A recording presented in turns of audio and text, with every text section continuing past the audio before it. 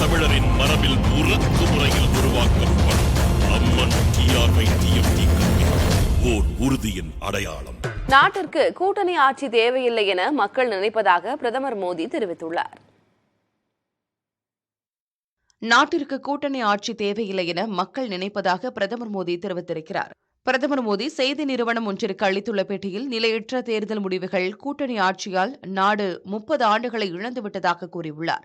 கூட்டணி ஆட்சியால் ஊழல், திறனற்ற ஆட்சி, திருப்திப்படுத்தும் அரசியலை மக்கள் பார்த்துவிட்டதாகவும் அதனால் அடுத்த ஆண்டு நடைபெறவுள்ள நாடாளுமன்ற தேர்தலில் மக்களின் இயல்பான தேர்வாக பாஜக இருக்கும் எனவும் பிரதமர் மோடி தெரிவித்துள்ளார்.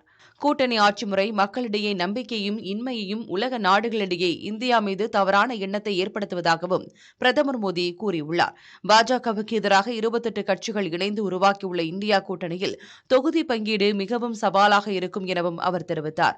நாடாளுமன்ற எண்ணிக்கை அடிப்படையில் தென் மாநிலங்களில் பாஜக தனிப்பெரும் கட்சியாக திகழ்வதாகவும் நடந்து முடிந்த பேரவைத் தேர்தல்கள் பாஜக ஆட்சியை பிடித்த 3 மாநிலங்களுக்கு புதியவர்கள் முதலமைச்சராக தேர்வு செய்யப்பட்டுள்ளதாகவும் பிரதமர் மோடி பெருமிதம் தெரிவித்தார்.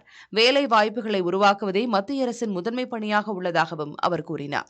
நம் வீர தமிழரின் மரபில் உறக்கு முறையில் உருவாக்கப்படும் அம்மன் TRY-TFT கட்சி ஓர் உறுதியின் அடையாளம்.